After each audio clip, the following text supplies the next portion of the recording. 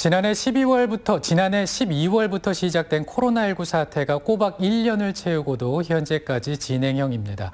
전 세계적으로 확진자가 7천만 명을 넘었고 사망자도 100만 명을 넘어섰습니다. 네, 이뿐만이 아니라 우리의 삶의 방식도 많이 바뀌었는데요. 네. 그저 불행한 일인 줄로만 알았던 이 감염병 사태가 오히려 좋은 영향을 끼친 분야도 있었고 또 예상치 못했던 문제점들이 나타나기도 했습니다. 네, 이런 것들을 코로나의 역설이라고 하는데요. 코로나19가 바꾼 우리의 삶은 어떤 모습일지 이상대 PD의 시선에서 만나보시죠.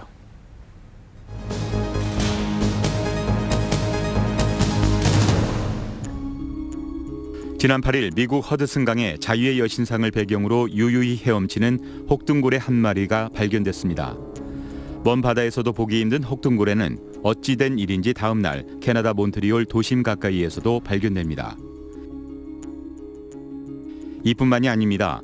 녹조로 오염됐던 이탈리아 베네치아 운하에는 물고기떼와 백조가 돌아왔고 아프리카에서는 50년 전 멸종된 줄 알았던 코끼리 따쥐가 발견됐습니다. 인도 오리시아주 해변에서 사람의 발길이 끊기자 올리브 각시 바다 거북이가 몰려와 2천만 마리에 가까운 아기 거북이 부화에 성공했고 세계 곳곳에서 불곰, 대왕 해파리, 벨루가 등이 포착되기도 했습니다. 코로나 팬데믹 이후에 생명체들이 다시 회복이 돼서 대기질도 깨끗해지고 이런 모습들이 보이긴 하는데 그 당시에 SNS에 이런 말이 떠돌았어요. 이제 보니까 인간이 바이러스고 코로나가 백신이다 라는 말이 떠돌았는데 인간이 멈추자 지구가 건강해졌다. 이 말이 그저 비약이 아닌 이유는 여러 자료를 통해 확인할 수 있습니다. 인도 정부가 전 국민에게 자가격리를 지시한 지 15일째 되는 날 30년 만에 히말라야 설산이 보였습니다. 지금 보시는 화면은 유럽 우주국 오존 관측 장비가 측정한 중국의 대기 상태입니다. 붉은색이 미세먼지의 주 원인인 이산화질소 농도를 보여주는 건데 12월과 1월을 거치며 점점 옅어져 2월에는 거의 보이지 않습니다. 서울도 마찬가지입니다. 대구 집단 감염이 빠르게 확산되던 올해 2월 18일부터 7월 10일까지의 이산화질소 농도가 과거 6년간 같은 기간의 평균보다 약 57% 낮은 것으로 나타났습니다. 최근 3년간 크게 증가하던 초미세먼지 주의보 경보 발령 횟수 역시 128회로 지난해 같은 기간보다 4분의 1 수준으로 급감했습니다. 전문가들은 코로나19를 기후변화 성패의 갈림길로 보고 있습니다. 코로나 사태 이후 경제 회복에서 기후 친화적인 선택을 해나가야 한다는 겁니다. 하지만 우리나라는 아직 갈 길이 멀어 보입니다. 네, 우리나라는 지금 해마다 지구에 뿜어대고 있는 온실가스 배출량이 증가하고 있어요. 갱신 기록을 세우고 있는데 2018년에 보니까 7억 2,760만 톤. 이거는 지난해보다 더 증가한 추세거든요. 우리나라의 온실가스 배출량은 2017년 기준 세계 11위, OECD 국가 중에서는 5위로 높은 수준입니다. 이에 정부는 2050 탄소 중립을 선언하기에 이릅니다. 2050년 탄소 중립을 목표로 나아가겠다는 무거운 약속을 했습니다. 기후 위기를 엄중히 인식하고 필요한 대응과 행동에 나서겠다는 선언입니다. 유엔은 각 국가에 매년 평균 7%씩 온실가스를 감소시켜 나갈 것을 권고했습니다. 유럽연합은 2030년까지 1990년 대비 55% 줄이겠다고 합의했는데요.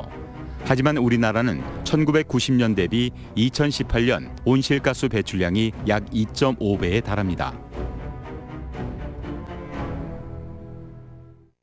그런데 지금 현재 뭐냐면 지금보다 훨씬 용량이 큰 7개의 석탄발전소를 짓고 있어요. 지금 삼척과 강릉에는 이미 너무나 큰 공사들이 진행 중에 있고 뿐만 아니라 지금 세계가 문제인데 인도네시아, 베트남에다가 석탄발전소를 투자할 계획을 현재 전국이 건설 중인 석탄 발전소는 모두 7기. 이들 발전소가 가동되면 한꺼번에 내뿜는 온실가스 추정치만 연간 4,800만 톤에 이릅니다. 전문가들은 코로나19 제한 조치가 장기 기후 변화에 미치는 영향은 미미할 것으로 보고 있습니다. 눈앞에 코로나19를 막기 위한 발빠른 대응처럼 미래의 기후 변화에도 적극적으로 대응해야 할 때입니다.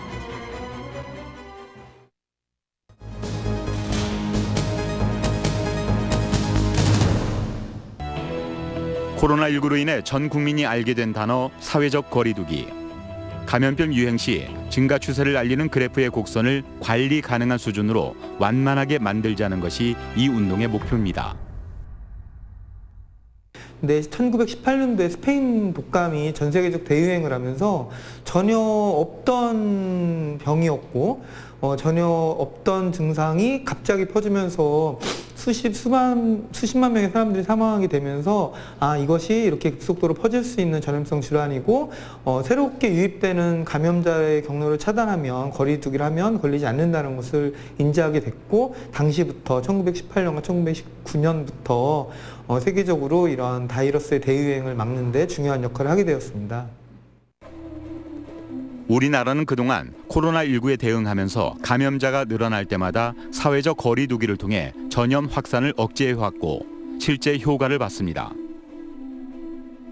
10개월 넘게 계속되고 있는 코로나19와의 싸움에서 우리는 지금 최대의 위기에 직면해 있습니다.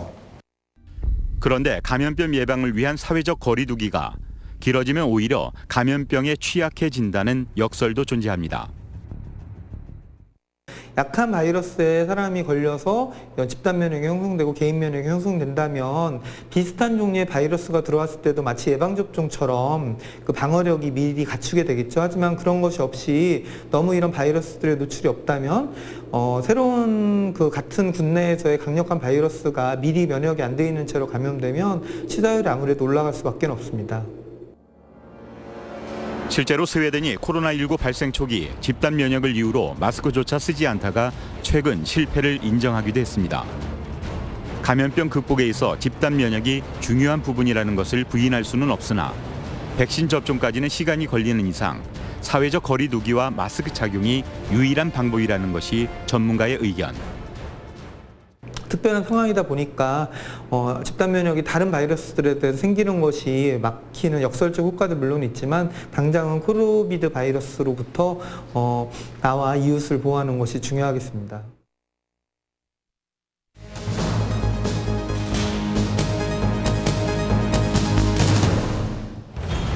코로나19가 만든 생활 필수품 바로 마스크입니다. 버스에서도 학교에서도 식당에서도 이제 마스크가 신체 일부로 느껴진다는 말이 나올 정도. 그런데 백신보다 중요하다는 이 마스크의 역습이 시작됐습니다. 환경 오염의 주범으로 떠오른 겁니다. 문제는 이제 이런 마스크의 원료가 문제인데 일반인들이 이게 천으로 생각을 하고 있어요, 그죠? 근데 실제 이제 폴리프로필렌이라고 하는 일종의 석유 화합물의 하나죠. 플라스틱의 한 종류라고 이제 보면 될 것 같은데. 그냥 버려지게 되면 잘 분해되지 않기 때문에 그러면 이제 토양이나 해양을 오염시키는 주범이 되는 거고. 영국 언론 보도에 따르면 매달 전 세계적으로 버려지는 마스크의 양은 1290억 개. 일부는 바다로 떠내려가 해양 생물을 위협하기도 합니다. 재활용이 불가능한 만큼 잘 버리는 것이 중요한 마스크는 반드시 종량제 봉투에 담아 버려야 합니다. 다음 달부터 매장 안에서 플라스틱 컵을 사용하다 적발되면 최대 200만 원의 과태료가 부과됩니다. 코로나19로 골칫거리가 된 것은 마스크뿐만이 아닙니다. 감염 위험으로 플라스틱 사용 규제가 완화됐고 비대면 소비도 플라스틱 사용을 부추겼습니다.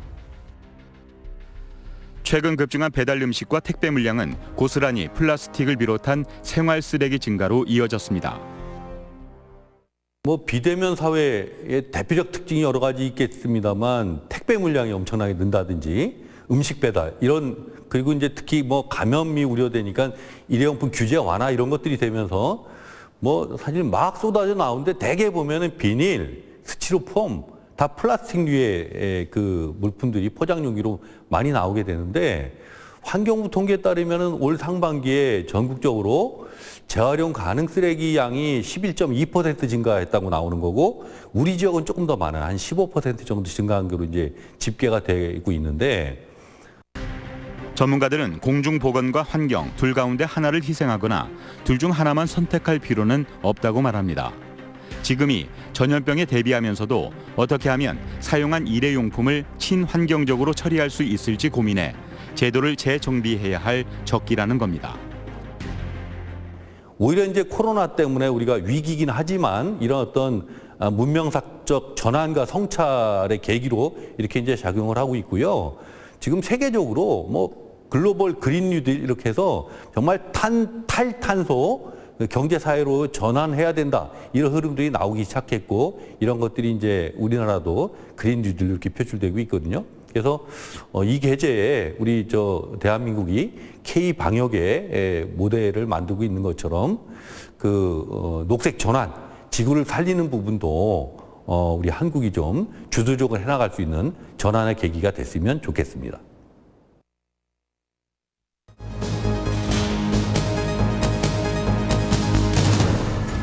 코로나19로 유례없는 경기 침체를 맞이하면서 올해 세계 경제 성장률은 마이너스 4.2%를 기록했습니다. 우리나라는 마이너스 1.1%로 IMF 이후 22년 만에 역성장을 기록했습니다.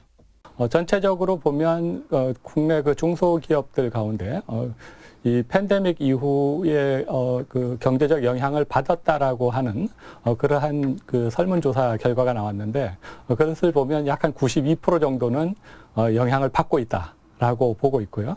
우리 충북의 경우에 있어서도 약 한 87% 정도가 팬데믹으로 인해서 영향을 받고 있다. 이렇게 응답을 보여주고 있습니다.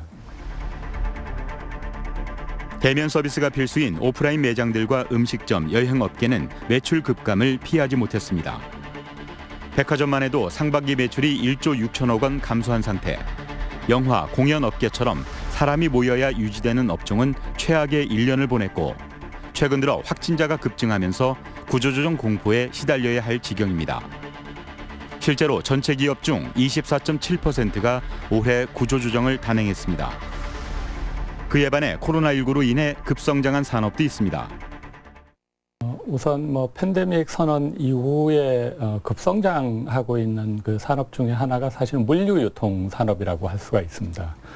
또한 최근 들어와서 이제 제약회사 같은 경우도 성장률이 가파르게 성장을 하고 있고요. 또 보건위생과 관련되어진 부분들, 기존에 이제 비대면 산업이나 디지털화돼서 온라인으로 유통이 가능한 이런 비대면 산업이 급성장을 하고 있고요. 특히 홈쇼핑 업계는 코로나19에도 좋은 성적표를 유지했습니다. 업계 1위인 G사의 경우 3분기 영업이익이 전년 대비 무려 94.3%나 증가했습니다. 코로나19 무풍지대로 불리는 식품업계 역시 호황을 누리고 있습니다. 가정 간편식 시장은 2018년 약 2조 원에서 5조 원까지 성장했고 라면 시장도 7% 성장했습니다. 비대면 소비가 가능한 배달앱과 온라인 쇼핑, 이에 따른 물류 유통과 배달업체도 매출이 증가한 것으로 나타났습니다. 예상하지 못했던 감염병의 공격에 미처 대비하지 못하고 맞은 여러 가지 변화.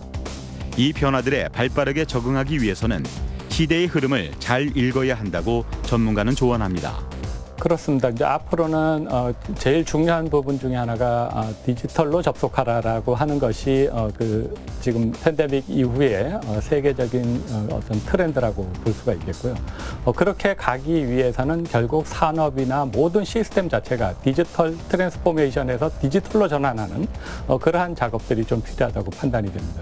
그리고 세 번째로는 그러한 것들을 당당하게 맞서 나가기 위해서는 이러한 디지털 환경에 적응해 나갈 수 있는 능력, 이러한 것들을 키워나가는 것, 이것이 매우 중요한 과제라고 할 수가 있겠습니다.